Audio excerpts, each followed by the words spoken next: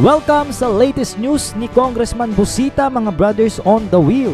Isa na namang issue patungkol sa maling panghuhuli ng PNP dyan sa Makati sa isang rehistro ng rider na nagdulot dito ng abala.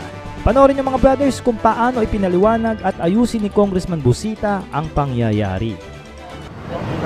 Rider, Sir. Ano sir? nahuli ka ng pulis. Opo sir.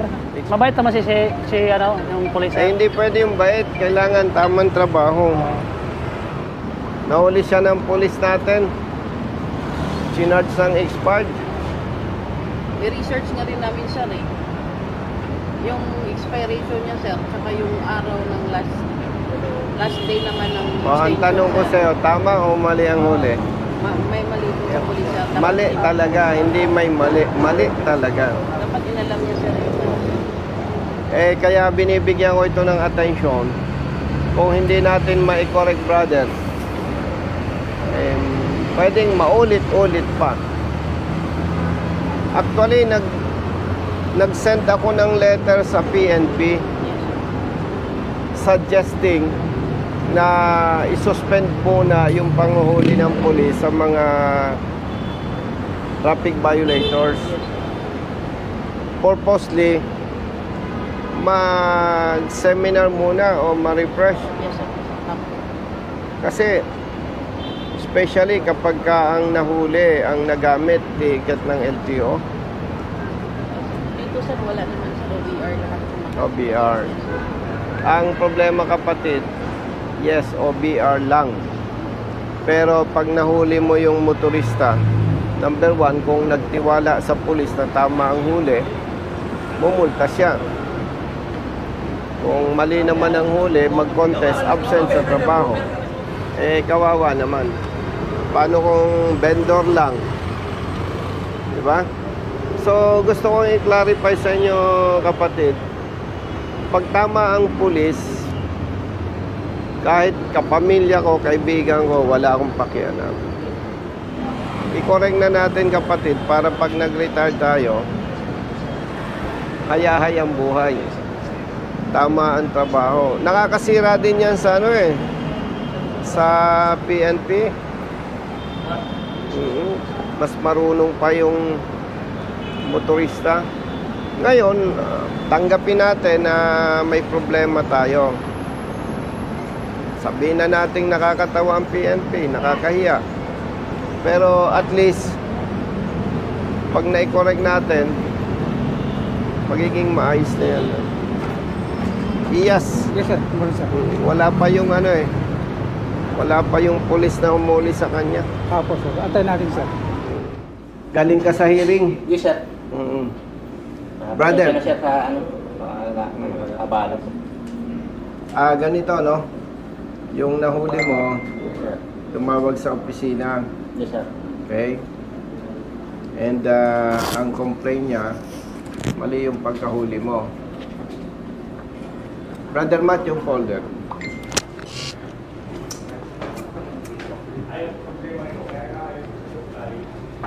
Brother,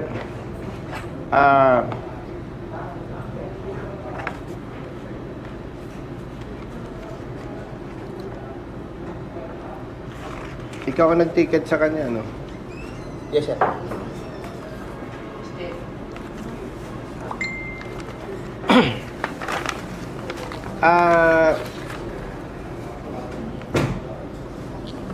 Ang nakalagay dyan, the payment is valid until August 2024 and due for renewal on August 1 to August 7. Yes, sir. Nahuli mo siya August 31. 31. Ba't mo siya tinikita na unregistered? Kasi ito, sir, ang pinagpasaya ko, sir, na yung yung next na mag-renew na dapat. Yung first line, nabasa mo. Yes, sir. This payment is valid until August 2024. Yes, sir. Oh. Yes, basahin mo. This payment is valid. Yan, nasa baba. Yan. Nakakabasa ka ba kahit walang salamin? Malinis. Oh, ayun, nagsasabi ko sa... Okay, ganito. May ebidensya naman tayo eh. Chief, sabi dito ng nakalagay dito sa OR nung kanyang motorsiklo, this payment is valid until August 8, 2024. Ibig sabihin, rehistrado siya the whole month of August hanggang 31. Ang naging basis ng tao mo, due for renewal. Ibig sabihin, ina-advise ng LTO na first week, mag-renew ka na. Yes, sir. Pero hindi sinasabing expired ka na. Ngayon, kaya natin ina-actionan to, kapatid, Yes, sir. para ikaw matuto at yung ibang pulis na katulad mo matuto rin. Ayos, sir. Mali ang pagkahuli mo, kapatid. Magkano ang multa nito sa Makati? Unregistered. Sa ano namin, sir, sa 1,000, sir. Akalain mo, magmumulta siya, chief, ng 1,000. Absent sa hanap buhay. Oh.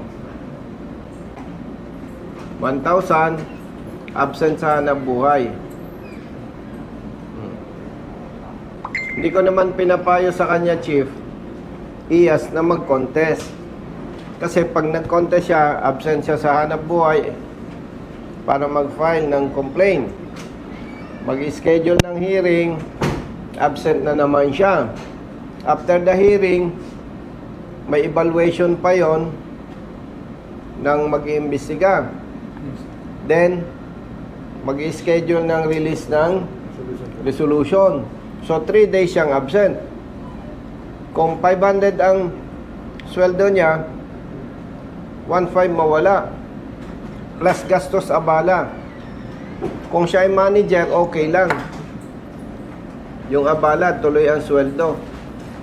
So, kung 1,000 ang multa, mag-contest siya, mas lugi. Hindi naman binabayaran ng lokal na pamahalaan ng Makati yung danyos. Pag nagkaroon ng resolution, chief, iyas, kanselado lang ang huli, walang danyos, walang parusa ang nagkasala. For your information, brothers, hindi ito trabaho ng congressman. Nung pulis pa ako, hindi pa uso ang Facebook, ginagawa ko na to. Hanggang sa nag-retire ako, ginagawa ko ito. And hindi ibig sabihin nito, retired police ako, bakit ginaganito ko ang PNP? Ginagawa natin to para iyas yung maling trabaho ng pulis may correct. Dahil hindi maganda ang pagtingin ng thank you, Hepe. Hindi maganda ang pagtingin ng motorista sa hanay ng kapulisan. Dahil itong maling trabaho, hindi dito lamang nangyayari. In-invite ko yung IAS para gampanan yung kanilang mandato. Yes, sir. Hindi ko sila inutusan. Nag-request ako. At sa parte ng IAS, hindi sila pwedeng tumanggi. Bakit? Trabaho nyo talaga to eh. Yes, sir. Public service. Oh, mandato. Sa Police Makati naman, tumawag ako kay Hepe, kay Colonel Talento, hindi niya ako pwedeng tanggihan sa ganitong pagpupulong. Kasi, kung tama ang trabaho ng tao natin, there is no reason para makipag-usap ako sa inyo nito. At sa iyo, kapatid, ito turn over ko ito kay Diaz to conduct proper investigation. Yes, sir. Wala tayong dahilan na nag-away o nagkasama Wala. sa assignment. Ang gusto lang natin, brother, pag retire tayo, wala nang ganito. Yes, sir. Mahal natin ang PNP. Isa ito sa sumisira sa organization. And Captain Paredes, with all due respect, hopefully, sa tao mo, wala nang magkamali na ganito, na maling panguhuli. Kasi pag naulit pa, itadamay na kita sa kaso. Mabuti nagkakaintindihan tayo. Pakisabi sa personnel mo, kung confused, pag nagpaliwanag ang motorista, makinig. At kung nakikitang may punto at tama yung motorista, sundin ang motorista. Huwag nating damdamin na parang mas marunong sa atin yung motorista. Kasi public servants tayo eh. Public servants tayo eh.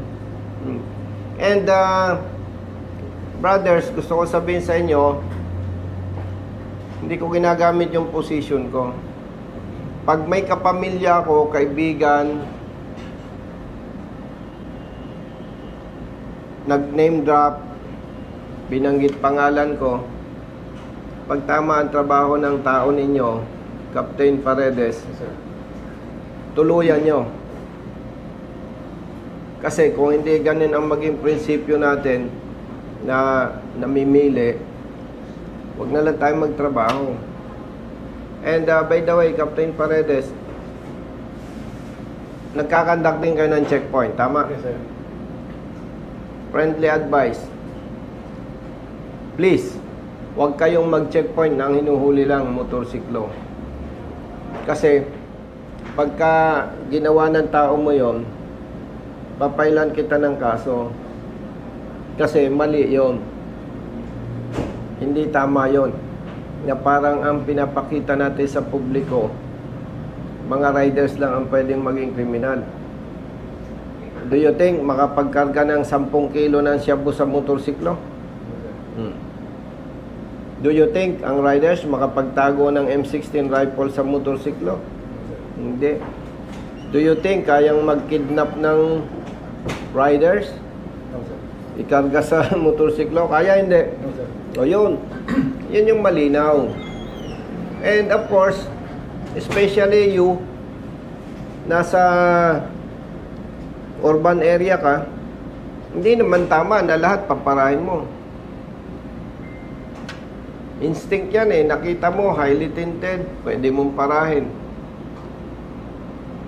Dilapidated yung plaka, pero bago pa ang sasakyan, pwede mong parahin, sitahin mo.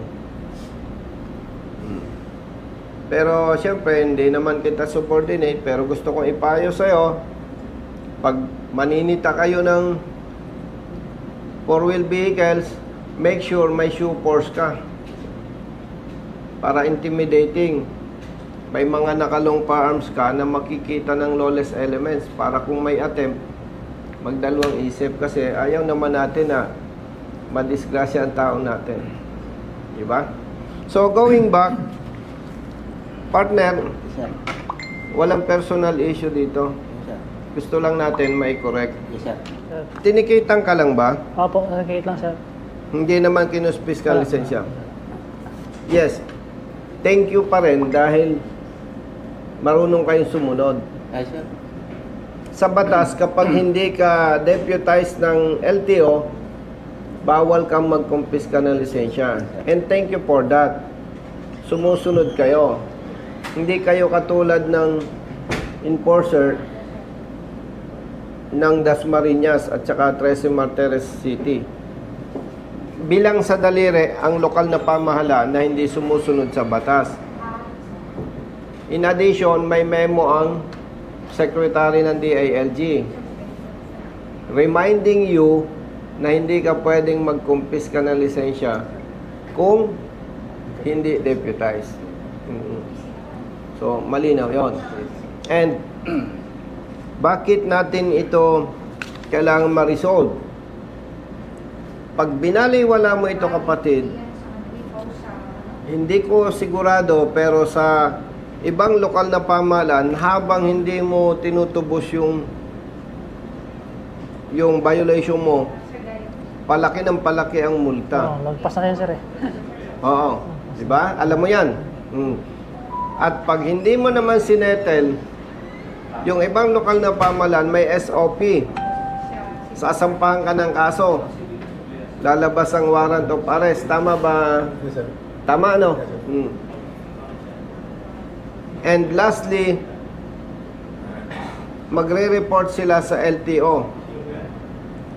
Tatamaan ka rin. Opo, sir. Yung kung ngayon 5 years yung iyong lisensya, pag na-report ka nila at hindi ka nagsettle, yung dapat ibibigay sa yung sunod na lisensya, good for 10 years, hindi mo maa-avail yun. Actually, sir, nang per-verify ako, sir, ng lisensya ko. Wala naman. Kasi nag-pre-registro ako, sir, eh. Hindi, ngayon hindi pa. Hindi pa. Pero kung binaliwala mo ito, dahil sasabihin mo, hindi ka naman kinumpis ka ng lisensya, Oo, sir. tatamaan ka pa rin. Opo, sir. Kaya kailangan ma-resolve to. So, Iyas, alam mo na to. Yes, sir. Pamanhin, kapatid, Yes, sir. kailangan nating gawin to para sa pagbabago. No? Walang personalan. Yes, sir. And ayaw ko naman sabihin sa'yo na napakagaling kong pulis. Lahat tayo nagkakasala. Yes, sir. Walang Tama. perfect. Di ba? Tao lang, sir. Tao lang tayo, nagkakamali. Ang maganda lang, yung mali, may tama, para wag nang maulit pa, wag nang madagdagan yung mapiperwisyo. Okay? So, from here, iwanan ko kayo na mag-usap. Yes, sir. Yes, sir. And reminder, Iyas, mandato ninyo ito. Whether you like it or not, kailangan mong gampanan ang trabaho mo. Sabi ko sa'yo, pag hindi mo ginampan ang trabaho mo, sinong kakasuhan ko? Ako, sir, kami, sir. Exactly, ikaw ang kakasuhan. Actually, ministerial duty namin yun, sir. Tama. Tama. Trabaho lang. Yes, sir. No? Walang, sabi, there's no permanent in this world except change. Magre-retire ako, magre-retire kayo, magsasama-sama tayo sa labas, magkikita-kita tayo. So, hindi maganda na nag-aaway-away tayo. Ang kailangan lang, yung mali, maitama. Para yung taong bayan, maging mabago ang pananaw sa kapulisan. Kasi kawawa naman yung namamatay dahil sa serbisyo. May mga nagsasakripisyo. And in fairness naman, Captain Paredes sa PNP, hindi naman napakarami ang nagkakamali. Pero yung pagkakamali na hindi mo itinatama, malaki ang damage noon sa organization. Okay? So, salamat brother. At ikaw Yes, sir. daw ay naghintay kami ng Hindi, sir. Oo, sir. Pasensya na po. mga 3 Alas oras. 20 pa, sir. Tumawag na sa akin nung Oo. okay. Sabi ko, in-inform ko, sir, na may report hearing po ako. Kaya sabi na, Hindi, alam ko naman yon.